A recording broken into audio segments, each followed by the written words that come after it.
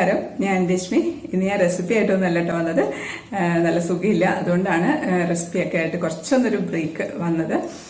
കുറച്ച് പേരൊക്കെ ചോദിക്കാൻ തുടങ്ങി, കുറച്ച് അടുപ്പുള്ളവരൊക്കെ ചോദിക്കാൻ തുടങ്ങി, എന്താ ഇപ്പം കാണാത്തത്, വീഡിയോയിൽ എന്താ മുഖം കാണിക്കാത്തതെന്നൊക്കെ. സുഖമില്ലാത്തതുകൊണ്ടാണ്. ഇപ്പം ഇവിടെ ആരുമില്ല. ഹസ്ബൻഡ് ഓഫീസിൽ പോയി, മോള് ക്ലാസ്സിന് പോയി. അപ്പോൾ ഒറ്റയ്ക്ക് ഇങ്ങനെ ഇരുന്ന സമയത്ത് എനിക്ക് നിങ്ങളോട് സംസാരിക്കണം തോന്നി. അപ്പം അതുകൊണ്ട് ഞാനൊരു ക്യാമറയൊക്കെ എടുത്ത് വെച്ച് ഷോളും ഒക്കെ എടുത്തിട്ട്, നൈറ്റ് ഡ്രസ്സിന്റെ മേലെ ഷോളും ഒക്കെ എടുത്തിട്ട് ഒരു പൊട്ടൊക്കെ തൊട്ടിരുന്നതാണ്. സുഖയുടെ കാര്യമായിട്ട് ഇരിക്കാൻ എനിക്ക് ഇഷ്ടമല്ല, പക്ഷെ എന്താ ചെയ്യുക, സുഖമില്ലാതായാലും അല്ലേ. പിന്നെ എൻ്റെ അസുഖത്തിന്റെ കാര്യം പറയുകയാണെങ്കിൽ 2010 എനിക്ക് ഈ അസുഖം തുടങ്ങിയത്. ഒരു ദിവസം രാവിലെ എണീക്കുന്ന സമയത്ത് എനിക്ക് എൻ്റെ ഈ വലത്തെ കൈ അനക്കാൻ പറ്റുന്നില്ല. പെട്ടെന്ന് ഒരു ഷോക്കായിപ്പോയി. കാരണം രാത്രി കിടക്കുമ്പോൾ കുഴപ്പമില്ല, പെട്ടെന്ന് രാവിലെ എണീക്കുന്ന സമയത്ത് കൈ അനക്കാൻ പറ്റാതിരിക്കുക എന്ന് പറയുമ്പം അതൊരു ഭയങ്കരമായിട്ടുള്ള ഒരു ഷോക്കായിരുന്നു എനിക്ക്. അത് ഭയങ്കര വേദനയായിരുന്നു, സഹിക്കാൻ പറ്റാത്ത വേദനയായിരുന്നു. കുറച്ചുകൂടെ കഴിഞ്ഞപ്പോഴത്തേക്കും എനിക്കൊന്ന് തിരിഞ്ഞ് കിടക്കാൻ പോലും പറ്റാത്ത ഒരു കണ്ടീഷനിലേക്ക് മാറിയിട്ടുണ്ടായിരുന്നു. പിന്നെ ഉടനെ തന്നെ ഹോസ്പിറ്റലൈസ് ചെയ്തു. അവിടെ ട്രിവാൻഡ്രത്തെ കിംസിലായിരുന്നു. 2-3 ദിവസം അവിടെ ഒരുപാട് ടെസ്റ്റുകളൊക്കെ നടത്തി, കുറേ പെയിൻ കില്ലേഴ്സ് ഒക്കെ തന്നു. അങ്ങനെ കുറച്ച് ചെറിയൊരു ആശ്വാസം ഉണ്ടായെന്നല്ലാണ്ട് പൂർണ്ണമായിട്ടും മാറിയിട്ടില്ല, അസുഖം മാറിയിട്ടില്ലായിരുന്നു വീട്ടിൽ വന്ന സമയത്ത്. പിന്നെ ഒരുപാട് ട്രീറ്റ്മെന്റുകളിലൂടെയൊക്കെ കടന്നുപോയി. അതിൻ്റെ ഇടയ്ക്കാണ് ഈ മർമ്മ ചികിത്സ എന്ന് പറഞ്ഞിട്ടുള്ള ഒരു ട്രീറ്റ്മെന്റ്, ആയുർവേദ ഹോമിയോ ഒക്കെ ട്രീറ്റ് ചെയ്തു കേട്ടോ. അപ്പൊ അതിൻ്റെ ഇടയ്ക്ക് ആംബൂരി എന്ന് പറഞ്ഞ സ്ഥലത്ത് ഇതുപോലെ ഉള്ള ആൾക്കാർക്ക് ട്രീറ്റ് ചെയ്യുന്നു എന്ന് പറഞ്ഞിട്ട് അങ്ങനെ ഞാൻ 9 ദിവസം അവിടെ പോയി കിടന്ന് ട്രീറ്റ്മെന്റ് ഒക്കെ എടുത്തിട്ടുണ്ട്. അപ്പൊ ആ സമയത്ത് അപ്പോഴൊന്നും എനിക്ക് കൈ അനക്കാൻ പറ്റുന്നുണ്ടായിരുന്നില്ല. ഈ കൈയിന്റെ സഹായത്തോടെ ഇതെടുത്ത് മാറ്റാൻ പറ്റുള്ളായിരുന്നു. അപ്പം ഭയങ്കര പെയിനായിരുന്നു. പെയിൻ എന്ന് വെച്ചാൽ നമുക്ക് സഹിക്കാൻ പറ്റാത്ത വേദനയായിരുന്നു ഉണ്ടായിരുന്നത്. അവിടെ ചെന്ന് 9 ദിവസം അവിടെ കിടക്കണം. അവിടെ ഒരുപാട് പേരുണ്ട് ഇതുപോലെ അസുഖങ്ങളുള്ള, കൂടുതലും പ്രായമുള്ളവരാണ്. ഒരാൾ മാത്രം ഉണ്ടായിരുന്നു, എൻ്റെ ഏജിനായിരുന്നു. ഭാഗ്യത്തിന് എനിക്കൊരു കൂട്ടായിരുന്നത്. കാരണം വെച്ചാൽ ഫാമിലീനെ അവിടെ നിർത്തില്ല, നമ്മൾ ഒറ്റയ്ക്ക് അവിടെ പോയി താമസിക്കണം. അവരുടെ ആ ഒരു ചിട്ടയിൽ ഭക്ഷണവും ട്രീറ്റ്മെന്റും ഒക്കെ ആയുർവേദം പോലത്തെ ട്രീറ്റ്മെന്റ് ആണ്. ഒഴിച്ചിലും പിന്നെ കുറെ കിഴിയും അങ്ങനെ സ്റ്റീം ചെയ്യലും അങ്ങനെയൊക്കെ ആയിട്ട് കുറെ അങ്ങനത്തെ ട്രീറ്റ്മെന്റുകളായിരുന്നു. ഭയങ്കര പെയിൻഫുൾ ആയിട്ടുള്ള ഒരു ട്രീറ്റ്മെന്റ് ആയിരുന്നു അത്. കാരണം വെച്ചാൽ ഞാൻ അവിടെ കിടന്ന് ഭയങ്കര കരച്ചിലായിരുന്നു. കാരണം എൻ്റെ കരച്ചിൽ കേട്ടിട്ട് എൻ്റെ കൂടെ ഉണ്ടായിരുന്ന ആ കുട്ടി തലകറങ്ങി വീണം. അത്രയ്ക്ക് കരച്ചിലായിരുന്നു ഞാൻ. കാരണം വേദനയുള്ള സമയത്ത് വേദനയുള്ളതിൻ്റെ മേലെ കൂടെ അവർ ഒഴിയുകയും കിഴികെട്ടി വെക്കുകയും ഒക്കെ ചെയ്യുമായിരുന്നു. അപ്പോൾ ഭയങ്കര പെയിൻഫുൾ ആയിട്ടുള്ള ഒരു ട്രീറ്റ്മെന്റ് ആയിരുന്നു. അങ്ങനെ പിന്നെ അവിടുന്ന് വരുമ്പോഴത്തേക്കും എനിക്ക് പതുക്കെ ഈ കൈയുടെ സഹായത്തോടു കൂടി ഈ കൈ ഇങ്ങനെ കുറച്ച് പൊക്കാന്നുള്ള ഒരു ഇതായി. കാരണം ചുമരിന്റെ മേലെ ഇങ്ങനെ ഇങ്ങനെ ഇങ്ങനെ ഇങ്ങനെ പിടിച്ച് കയറ്റി അങ്ങനെ കൈ പൊക്കാൻ എനിക്ക് പറ്റി അവിടെ നിന്ന് വരുമ്പോഴത്തേക്കും. പിന്നെ കുറെ പഥ്യമൊക്കെ ആയിരുന്നു. അങ്ങനെ അത് കുറെ ട്രീറ്റ്മെന്റ് ഒക്കെ നടത്തി. പക്ഷെ അത് കഴിഞ്ഞ് 1 മാസം കഴിഞ്ഞപ്പോൾ പിന്നെയും വന്നു. അങ്ങനെ പിന്നെയും ഞാൻ അവിടെ ഒരു പ്രാവശ്യം കൂടെ പോയി. പക്ഷെ എന്നിട്ടും പൂർണ്ണമായിട്ടും മാറിയിട്ടുണ്ടായിരുന്നില്ല. പിന്നെ അതുപോലെ തന്നെ പിന്നെയും അസുഖങ്ങൾ വരും പോകും, അങ്ങനെ നിന്നുകൊണ്ടിരിക്കുകയായിരുന്നു. ഒരു സ്ഥിരമായിട്ട് അങ്ങനെ കുറേ കാലത്തേക്ക് അങ്ങനെ അസുഖം ഇല്ലാത്ത അവസ്ഥ ഉണ്ടായിട്ടില്ല. എപ്പോഴും ഇങ്ങനെ വന്നുകൊണ്ടിരിക്കും. ഒരു 1-2 മാസമൊക്കെ ഇടവിട്ട് ഇങ്ങനെ വന്നുകൊണ്ടേയിരിക്കും അസുഖം. അപ്പം ഓഫീസിലൊക്കെ ആണെങ്കിലും കുറേ ദിവസം ലീവൊക്കെ എടുത്ത് അങ്ങനെ ഇരിക്കുകയായിരുന്നു. അങ്ങനെ പിന്നെ എനിക്ക് ഈ ഒരു ട്രീറ്റ്മെന്റ് എനിക്ക് സഹിക്കാൻ പറ്റുന്നുണ്ടായിരുന്നില്ല. അങ്ങനെ പിന്നെ ഞാൻ അലോപ്പതി ട്രീറ്റ്മെന്റിന് തന്നെ പോയി. റൂമറ്റോളജിസ്റ്റിനെ കാണിച്ചു കിംസിൽ. പിന്നെ അവിടെ കുറേ ട്രീറ്റ്മെന്റ് ആ ഒരു ട്രീറ്റ്മെന്റിലായിരുന്നു. അതെന്ന് വെച്ചാൽ ഒരുപാട് മെഡിസിൻസ് ഉണ്ട്. അതൊക്കെ കഴിച്ച് ഒരുപാട് കുറെ 2-3 വർഷമൊക്കെ ഞാൻ അത് കണ്ടിന്യൂസ് ആയിട്ട് മരുന്ന് കഴിച്ചുകൊണ്ടിരുന്നായിരുന്നു. പക്ഷെ എന്നാലും വേദനയ്ക്ക് പെയിൻ കില്ലറൊക്കെ ആയതുകൊണ്ട് എനിക്ക് കുറച്ചൊരു ആശ്വാസം ഉണ്ടായിരുന്നു. പക്ഷെ പിന്നെ എന്താണ് പ്രശ്നം വന്നെന്ന് വെച്ചാൽ എനിക്ക് പെട്ടെന്ന് എന്തൊക്കെയോ അസുഖങ്ങളൊക്കെ പല അസുഖങ്ങളൊക്കെ വരാൻ തുടങ്ങി. അപ്പൊ പിന്നെയാണ് ഡോക്ടറോട് തന്നെ പറഞ്ഞപ്പോൾ ഡോക്ടർ പറഞ്ഞത് ഇമ്മ്യൂണിറ്റി പവർ കുറയ്ക്കുന്ന മെഡിസിൻസ് ആണ് തന്നുകൊണ്ടിരിക്കുന്നത്.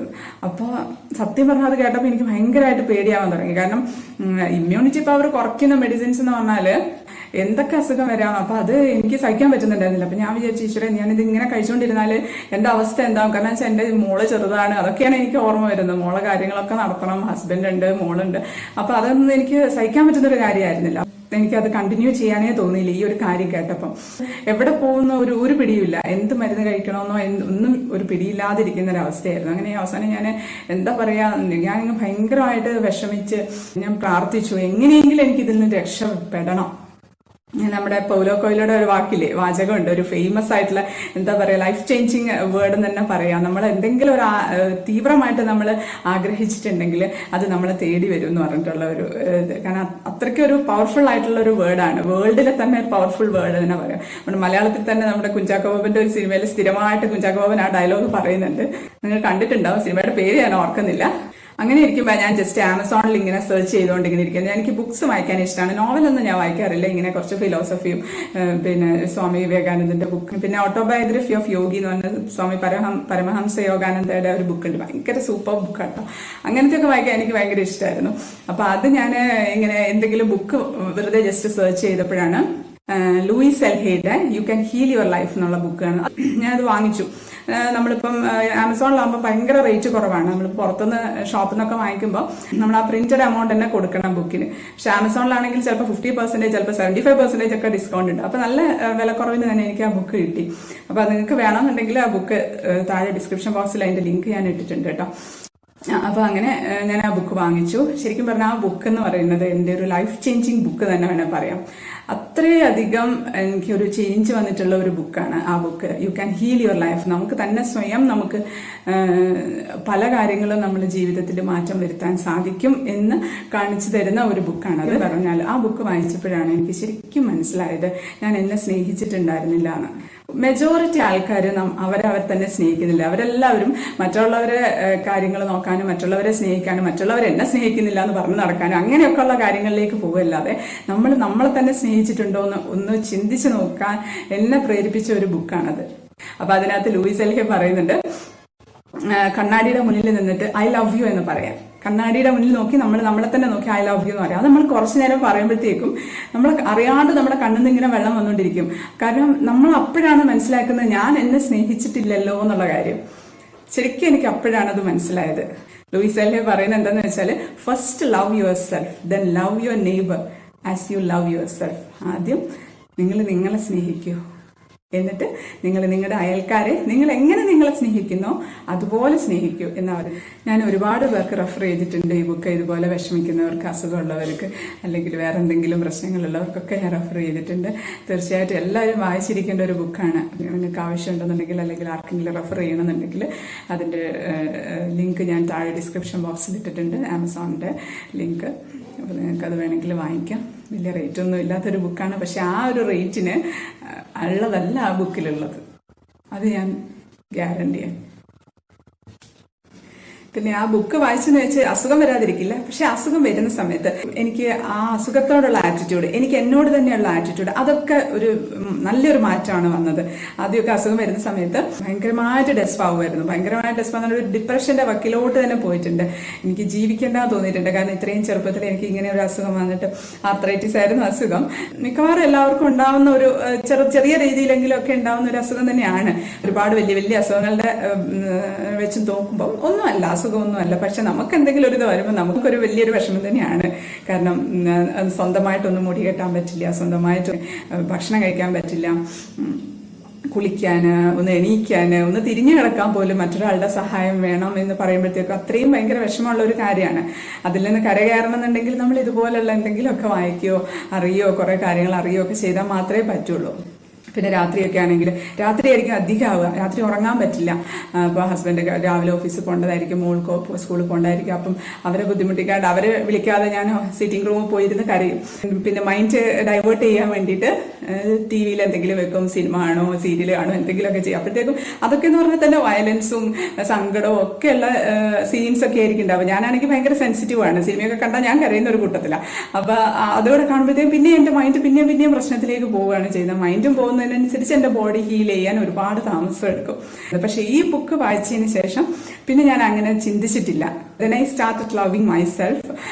എന്തെങ്കിലും പിന്നെ ഈ അസുഖം വരും, തീർച്ചയായിട്ടും വന്നിട്ടുണ്ട്. പിന്നെയും ആ ഒരു ഇടവേളയിൽ തന്നെ അസുഖങ്ങൾ വരാറുണ്ട്. പക്ഷെ എനിക്ക് അസുഖം വരുന്ന സമയത്ത് ആ അസുഖത്തിനോടുള്ള ആറ്റിറ്റ്യൂഡ് എനിക്ക് മാറി, എന്നോടുള്ള ആറ്റിറ്റ്യൂഡ് എനിക്ക് മാറി. പിന്നെ ഞാൻ TV കാണുമോ, പേപ്പർ വായിക്കുമോ, നെഗറ്റീവായിട്ടുള്ള കാര്യങ്ങൾ കേൾക്കുകയോ സംസാരിക്കുകയോ ഒന്നും ചെയ്യാണ്ടായി. കൂടുതലും അസുഖം വരുന്ന സമയത്ത് ഞാൻ മോട്ടിവേഷണൽ ആയിട്ടുള്ള എന്തെങ്കിലും വായിക്കും. ഇരിക്കാൻ പറ്റുമെങ്കിൽ ബുക്ക് എനിക്കിങ്ങനെ പിടിച്ച് വായിക്കാൻ പറ്റുമെങ്കിൽ ഞാൻ വായിക്കും. ഇല്ലാന്നുണ്ടെങ്കിൽ നമ്മുടെ യൂട്യൂബിനുണ്ടല്ലോ ഇഷ്ടം പോലെ, നമ്മുടെ എന്താ പറയുക, ഒരു സാഗരമാണ് യൂട്യൂബ് എന്ന് പറഞ്ഞു കഴിഞ്ഞാൽ. അത്രയും അധികം ഇൻഫർമേഷൻസ് ആണ് നമുക്ക് കിട്ടുന്നത്. അപ്പൊ ഒരുപാട് നല്ല നല്ല മോട്ടിവേഷണൽ ആയിട്ടുള്ള സ്പീച്ചസ് ഒത്തിരി ഉണ്ട് യൂട്യൂബിൽ. അപ്പൊ അതൊക്കെ ഞാൻ കേൾക്കും. അതൊക്കെ ഒരുപാട് പെട്ടെന്ന് എനിക്ക് റിക്കവർ ചെയ്ത് വരാനായിട്ട് ഹെൽപ്പ് ചെയ്തിട്ടുണ്ട്. അപ്പൊ ഇതുപോലെ ആർക്കെങ്കിലും വയ്യായികയോ അസുഖമോ ഒക്കെ ഉണ്ടെങ്കിൽ ഞാൻ പറയാണ്, നമ്മൾ മെഡിസിൻസ് കഴിക്കണം, പക്ഷെ അതിനോടൊപ്പം തന്നെ നമ്മൾ കൂടുതൽ നമ്മളിൽ തന്നെ വർക്ക് ചെയ്യണം. എങ്കിൽ മാത്രമേ പെട്ടെന്ന് നമുക്ക് ഹീലിംഗ് നടക്കുള്ളൂ. അപ്പൊ അങ്ങനെ ഇരിക്കുമ്പോൾ അങ്ങനെ എൻ്റെ ആ ഒരു മൈൻഡിന്റെ ആ ഒരു ചേഞ്ച് വന്നപ്പോഴത്തേക്കും തന്നെ എനിക്ക് അലോപ്പതി മെഡിസിൻസ് ഒക്കെ കഴിക്കുമ്പോൾ എനിക്ക് ഇമ്മ്യൂണിറ്റി പവർ കുറയുമെന്ന് ഞാൻ പറഞ്ഞില്ലേ. അപ്പൊ ആ ഒരു സിറ്റുവേഷനിൽ എനിക്കത് നിർത്തണമെന്ന് തോന്നി. ആ മെഡിസിൻസ് ഒക്കെ നിർത്തണമെന്ന് തോന്നി. പിന്നെ ഞാൻ അപ്പോൾ എനിക്ക് എന്താ പറയുക, ദൈവദൂതനെ പോലെ എനിക്കൊരു ഡോക്ടറെ കിട്ടി ആ സമയത്ത്. ശരിക്കും നമ്മുടെ മൈൻഡ് ചേഞ്ച് ആവുന്ന സമയത്ത് ബാക്കിയെല്ലാം നമ്മളിലേക്ക് തന്നെ വന്നോളും എന്നുള്ളതിൻ്റെ ഒരു തെളിവായിട്ടാണ് എനിക്ക് അങ്ങനെ തോന്നിയിട്ടുള്ളത് കേട്ടോ. ആ ഡോക്ടർ അലോപ്പതി ഡോക്ടറാണ്. എൻ്റെ കൂടെ തന്നെ ഡോക്ടർ ഹോമിയോപ്പതി, ആയുർവേദം, അങ്ങനെ എന്താ പല പല കാര്യങ്ങളും പഠിച്ച് സർട്ടിഫിക്കറ്റ്സ് ഒക്കെ ആയിട്ടുള്ള ഒരു ഡോക്ടറാണ്. അപ്പോൾ ഇവിടുത്തെ ട്രിവാൻഡ്രത്തെ ഒരു ഫേമസ് ഡോക്ടറാണ്. ഒരുപാട് മെഡിക്കൽ അസോസിയേഷൻ്റെ ഒക്കെ തലപ്പത്തിരിക്കുന്ന ഒരു ഡോക്ടറെ കിട്ടാൻ ഭയങ്കര ബുദ്ധിമുട്ടാണ്, കിട്ടാൻ ഭയങ്കര ബുദ്ധിമുട്ടാണ്. എന്നാലും വേണ്ടില്ല, ഞങ്ങൾ ഒരുപാട് രാത്രി വരെ പോയി ഇരുന്നിട്ട് ഡോക്ടറെ കണ്ടിട്ടാണ് വരിക. അപ്പൊ ഡോക്ടറെ അടുത്ത് ആദ്യമായിട്ട് പോയപ്പം ഡോക്ടർ എൻ്റെ എല്ലാ റെക്കോർഡ്സും ഒക്കെ നോക്കിയിട്ട് എൻ്റെ അടുത്ത് പറഞ്ഞൊരു കാര്യം, നിങ്ങൾ ഈ മരുന്ന് കണ്ടിന്യൂസ് ആയിട്ട് കഴിക്കണം. കഴിച്ചിട്ടില്ല എന്നുണ്ടെങ്കിൽ within 2 years you will be on wheel chair. ശരിക്കും അത് കേട്ടപ്പോൾ ഞാൻ പെട്ടെന്ന് ആദ്യം ഞെട്ടിപ്പോയി. കാരണം നമുക്കൊരിക്കലും ചിന്തിക്കാനോ ഒരിക്കലും നമ്മൾ ചിന്തിക്കാൻ പോലും പറ്റാത്തൊരു കാര്യമാണ് ഒരു വീൽ ചെയറിലാവുക എന്നുള്ളത്. അപ്പം ഞാൻ ആ സെക്കൻഡിൽ എനിക്ക് വിഷമം തോന്നി പെട്ടെന്ന്. പക്ഷെ പിന്നെ എനിക്ക് ലൂയിസിന്റെ വാക്കുകളിലൂടെയൊക്കെ ഞാൻ ജീവിച്ചുകൊണ്ടിരിക്കുന്ന സമയമായിരുന്നു. അപ്പം ആ നെക്സ്റ്റ് സെക്കൻഡിൽ തന്നെ ഞാൻ പറഞ്ഞു, ഒരിക്കലും ഞാൻ സമ്മതിക്കില്ല, ഞാൻ ആ ഒരു സിറ്റുവേഷനിൽ ഒരിക്കലും ഞാൻ സമ്മതിക്കില്ല എന്ന് എൻ്റെ മനസ്സിനോട് ഞാൻ പറഞ്ഞു. പക്ഷെ ഒരിക്കലും നിങ്ങൾ ആ ഡോക്ടറെ ഒരിക്കലും നെഗറ്റീവായിട്ട് വിചാരിക്കരുത്. ഞാൻ കറക്റ്റായിട്ട് മരുന്ന് കഴിക്കാൻ വേണ്ടി മാത്രം പറഞ്ഞതാണ് കേട്ടോ. ഇപ്പോഴും ഞാൻ ആ ഡോക്ടറുടെ ട്രീറ്റ്മെന്റ് തന്നെയാണ്. പക്ഷെ ദൈവം സഹായിച്ച് ഇപ്പൊ 2 വർഷം കഴിഞ്ഞു, 3 വർഷത്തോളം ആവാറായി. ഞാനിപ്പോഴും കുഴപ്പമില്ലാതെ പോകുന്നുണ്ട്. ഇടയ്ക്കിടയ്ക്ക് അസുഖങ്ങളൊക്കെ വരുന്നുണ്ട്. അത് ഞാനിങ്ങനെ പതുക്കെ റിക്കവർ ചെയ്ത് വരികയാണ്. ഇപ്പോഴും ഞാൻ മെഡിസിൻസ് കഴിച്ചുകൊണ്ടിരിക്കുകയാണ്. ഒരുപാട് പേരുണ്ടാവും ഇതുപോലെ അസുഖങ്ങൾ. ഇതുപോലത്തെ ആർത്രൈറ്റിസ് എന്ന് പറഞ്ഞൊരു അസുഖം വരുന്നത് പലർക്കും പല ഏജിൽ വരുന്നുണ്ട്. ഇപ്പൊ ഒരുപാട് പ്രായമുള്ളവർക്ക് മാത്രമല്ല. എനിക്കറിയാം, ഞാൻ കിംസിലൊക്കെ ട്രീറ്റ്മെന്റിന് പോയ സമയത്ത് വളരെ ചെറിയ കുട്ടികളൊക്കെ വിരലൊക്കെ ഇങ്ങനെ മാറിപ്പോയ അവസ്ഥയിലും ചുരുണ്ടുപോയ അവസ്ഥയിലൊക്കെ ഞാൻ കുട്ടികളെ കണ്ടിട്ടുണ്ട്. ശരിക്കും കൊച്ചു കുട്ടികൾക്ക് വരെ, ചെറിയ കുട്ടികൾക്ക്, കല്യാണം കഴിയാത്തൊക്കെ കുട്ടികൾക്കൊക്കെ വരെ വരുന്നുണ്ട്. പക്ഷെ അതൊന്നും ആ സമയത്ത് നമ്മൾ ഒരുപാട് ഡിപ്രഷനിലേക്കൊന്നും പോവാണ്ട് നമ്മളെ തന്നെ വർക്ക് ചെയ്യാൻ വേണ്ടി തുടങ്ങണം. എങ്കിൽ മാത്രമേ നമുക്ക് അതിൽ നിന്ന് പൂർണ്ണമായിട്ട് റിക്കവർ ചെയ്യാം. ഞാനിപ്പോഴും പൂർണ്ണമായിട്ട് റിക്കവർ ആയിട്ടില്ല. ഞാനിപ്പോഴും ചെയ്തുകൊണ്ടിരിക്കുകയാണ്. മെഡിസിൻസ് കഴിക്കുന്നുണ്ട്. തീർച്ചയായിട്ടും കുറെ വ്യത്യാസമുണ്ട്. മുമ്പൊക്കെ എന്ന് പറഞ്ഞാൽ ഫ്രീക്വന്റ് ആയിട്ട് വരുമായിരുന്നു. ഇപ്പൊ കുറെ ഒരു ഗ്യാപ്പ് ഉണ്ട്. ആ വരുന്നതിന്റെ ഗ്യാപ്പ് ഉണ്ട്. വന്നു കഴിഞ്ഞാലും മാറുന്നതിനും കുറച്ചും കൂടെ സ്പീഡായിട്ട് തന്നെ മാറി വരുന്നുണ്ട്. റൈറ്റ് ഹാൻഡിന് തന്നെയാണ് മിക്കവാറും വരാറ്. അപ്പൊ ഞാൻ എൻ്റെ ലെഫ്റ്റ് ഹാൻഡ് കൊണ്ട് ചെയ്തിപ്പോൾ കുറേയൊക്കെ എനിക്ക് യൂസ്ഡ് ആയി. അതെനിക്ക് ഇടത്തെ കൈ കൊണ്ട് ചെയ്യാനായിട്ട്. ചിലപ്പോൾ അത് നല്ലതിനായിരിക്കും. എൻ്റെ മോള് പറയും, ലെഫ്റ്റ് ഹാൻഡ് കൊണ്ട് ഇങ്ങനെ ചെയ്യുമ്പോൾ നമ്മുടെ റൈറ്റ് ബ്രെയിൻ കൂടുതലായിട്ട് വർക്ക് ചെയ്യും, അപ്പൊ കുറച്ചുകൂടെ കൂടുതൽ ബുദ്ധി കിട്ടും. അപ്പൊ അത് ഒരു പോസിറ്റീവായിട്ട് തന്നെ ഞാൻ എടുക്കുകയാണ്. അങ്ങനെ തന്നെ ഞാൻ വിചാരിക്കുന്നു. പിന്നെ ഞാൻ വിഷുവിന് വേണ്ടിയിട്ടും ഈസ്റ്ററിന് വേണ്ടിയിട്ടൊക്കെ കുറേ റെസിപ്പീസ് ഒക്കെ ചെയ്യണമെന്ന് വിചാരിച്ചിരുന്നതാണ്. ഞാൻ ഒരു ടാബ്ലറ്റ് ഒക്കെ ചെയ്ത് വെച്ചത്, ഇന്നതൊക്കെ ചെയ്യണം, ഇന്നതൊക്കെ ഓരോ ദിവസങ്ങളിൽ ചെയ്യണം എന്നൊക്കെ. പക്ഷെ ഒന്നും നടന്നില്ല. സാരമില്ല, ഞാനത് തീർച്ചയായിട്ടും പിന്നെ ഇടും. എന്നാലും ഒരു പായസം എങ്കിലും, ഒരു സ്പെഷ്യൽ പായസം ഞാൻ വിഷുവിന് വേണ്ടി കരുതി വെച്ചിട്ടുണ്ടായിരുന്നു. അത് പറ്റുകയാണെങ്കിൽ ഞാൻ ഇടും. എൻ്റെ അടുത്ത കൈ കൊണ്ട് ചെയ്തിട്ടെങ്കിലും ഞാൻ ഇടും. പിന്നെന്താ പറയാനുള്ളത്, എനിക്ക് ഏറ്റവും നന്ദി പറയാനുള്ളത് ദൈവത്തിനോടാണ്. പിന്നെ നന്ദി പറഞ്ഞാൽ തീരാത്തത് എൻ്റെ ഹസ്ബൻഡിനോടും മോളോടും. കാരണം അവരില്ലായിരുന്നെങ്കിൽ ഞാൻ ഇങ്ങനെ ഒന്നും ഇരിക്കില്ല. അതൊരു വലിയൊരു ഇതാണ്. പിന്നെ എൻ്റെ ഓഫീസിലാണെങ്കിലും, എൻ്റെ ഓഫീസിലെ എൻ്റെ കൊളീഗ്സ് ദീപ, ഷൈജ, പ്രീജ, ഇവരൊക്കെ എന്ന് പറഞ്ഞിട്ടുണ്ടെങ്കിൽ എന്നെ കൊണ്ട് ഒന്നും ചെയ്യില്ല. അസുഖം വന്നു കഴിഞ്ഞാൽ അവർ അത്രയും എന്നെ കെയർ ചെയ്യുന്നുണ്ട്. സത്യം പറഞ്ഞാൽ ഒരുപാട് ഞാൻ സന്തോഷം. എനിക്ക് എന്താ പറയുക, എനിക്ക് കണ്ണു നിറയും അവരെ പറ്റിയൊക്കെ പറയുന്ന സമയത്ത്. എൻ്റെ നെയ്ബർ ആണെങ്കിലും എനിക്ക് കറികളൊക്കെ ഉണ്ടാക്കിക്കൊണ്ട് തരും. ഉം. പിന്നെ മുമ്പുണ്ടായിരുന്ന സ്വപ്ന, ധന്യ, അവർ പറഞ്ഞിട്ടില്ലെങ്കിൽ അവരെന്നെ ശരിയാക്കും. കാരണം അവരും അതുപോലെ തന്നെയായിരുന്നു. അത്രയധികം എന്നെ കെയർ ചെയ്തിട്ടുണ്ട്. അസുഖ ഓഫീസിലൊക്കെ പോവുകയാണെങ്കിൽ തന്നെ എനിക്ക് അത്രയധികം അവരെല്ലാവരും ഹെൽപ്പ് ചെയ്തിട്ടുണ്ട്. പിന്നെ എൻ്റെ അമ്മയ്ക്ക് എനിക്ക് അസുഖം വരുമ്പോഴത്തേക്കും അമ്മയ്ക്ക് ഭയങ്കര ടെൻഷനാവും. കാരണം എൻ്റെ അമ്മ ഒരു ഡോക്ടറാണ്. അമ്മയുടെ മെഡിസിൻസ് ഒക്കെ ഞാൻ കഴിക്കാറുമുണ്ട്. പക്ഷേ അസുഖം വരുമ്പോഴത്തേക്കും എനിക്കിങ്ങനെ ഇവിടെ വേദന അവിടെ വേദനയാണ് അധികമാണെന്ന് പറയുമ്പോഴത്തേക്ക് അമ്മ പിന്നെ കൂടുതൽ ടെൻഷൻ. അമ്മ മരുന്നുകൾ മാറ്റും. പിന്നെ അമ്മ പറഞ്ഞു അമ്മയുടെ മരുന്ന് ഇപ്പോൾ കഴിക്കണ്ട. അങ്ങനെയാണ് ഈ ഡോക്ടറെ അടുത്തോട്ട് തന്നെ തിരിയുകയും ചെയ്തത്. എൻ്റെ അനിയനാണെങ്കിലും പിന്നെ എൻ്റെ ഹസ്ബൻഡിൻ്റെ വീട്ടിൽ അമ്മയും അച്ഛനും എല്ലാവരും ആണെങ്കിലും എല്ലാവരും ഒരുപാട് എനിക്ക് വേണ്ടി പ്രാർത്ഥിക്കാറുണ്ട്. കാരണം അങ്ങനെ ഒരുപാട് നല്ല ആൾക്കാരുടെ ഇടയിലാണ് ഞാൻ കഴിയുന്നത്. അതുകൊണ്ട് എനിക്ക് ഒരുപാട് ദൈവത്തോട് നന്ദിയുണ്ട്. പിന്നെ ഒരിക്കലും എനിക്ക് ഒരിക്കലും പറഞ്ഞാൽ തീരാത്ത, എത്ര ജന്മം എടുത്താലും എനിക്ക് കടം തീരാത്തത് എൻ്റെ ഹസ്ബൻഡും മോളോടുമാണ്. അവരില്ലെങ്കിൽ ഞാനില്ല. ശരിക്കും പറഞ്ഞാൽ കൂടുതൽ ഇമോഷണൽ ആവുന്നുണ്ട്. ഇല്ല.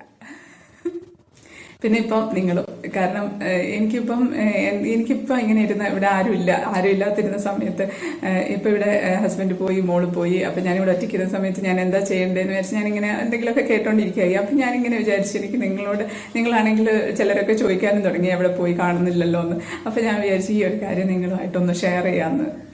ശരിക്കും പറഞ്ഞാൽ എനിക്ക് ഭയങ്കര അനുഗ്രഹമാണ് ഞാൻ ഈ ഒരു യൂട്യൂബ് ചാനൽ തുടങ്ങിയത്. കാരണം എനിക്കിപ്പോൾ ഇത് പറയാൻ വേണ്ടി നിങ്ങളോട് പറയാം. നിങ്ങൾ ആരൊക്കെയോ ആണ് എനിക്ക് കൂടുതൽ ഇമോഷണലായി പോകുന്നുണ്ട്. കുഴപ്പമില്ല.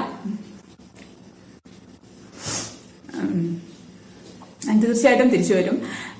ഒരു എന്താ പറയുക, നല്ല ഉഷാറായിട്ട് ഞാൻ തിരിച്ചു വരും. പൂർവാധിക ശക്തിയോടെ തന്നെ ഞാൻ തിരിച്ചു വരും. വിഷുവിന് ഒരു പായസമെങ്കിലും ഇടണമെന്ന് എനിക്കൊരു ആഗ്രഹമുണ്ട്. അടുത്ത കൈ കൊണ്ട് ഉണ്ടാക്കിയിടാൻ പറ്റുമെന്ന് ഞാൻ നോക്കും. പറ്റുവാണെങ്കിൽ ഞാൻ ഇടും കേട്ടോ. കാരണം എനിക്ക് നിങ്ങളെ പിരിഞ്ഞിരിക്കാൻ എനിക്ക് തോന്നില്ലായിരുന്നു. നിങ്ങളിലേക്ക് ഞാൻ റെസിപ്പീസ് ഇടുമ്പോൾ നിങ്ങളുടെ കമൻറ്റ് വരുമ്പോഴാണ് നമ്മൾ തമ്മിൽ ഒരു ഇൻറ്ററാക്ഷൻ വരുന്നത്. അപ്പോൾ എനിക്ക് കൂടുതൽ സന്തോഷം കിട്ടുന്നുണ്ട്. അപ്പം അത് ഇല്ലാണ്ടാവുമ്പോൾ അതെനിക്കൊരു വിഷമമാണ്. അപ്പം അതുകൊണ്ട് ഞാൻ തീർച്ചയായിട്ടും ഇടാൻ ഞാൻ ട്രൈ ചെയ്യും. നിങ്ങളുടെ സ്നേഹവും സപ്പോർട്ടും പ്രാർത്ഥനയും തീർച്ചയായിട്ടും ഉണ്ടാവണം. അപ്പം ഞാൻ അടുത്ത വീഡിയോ ഇടുന്നത് എപ്പോഴാണെന്നറിയില്ല. അപ്പം അതുവരേക്കും stay happy, stay positive. By.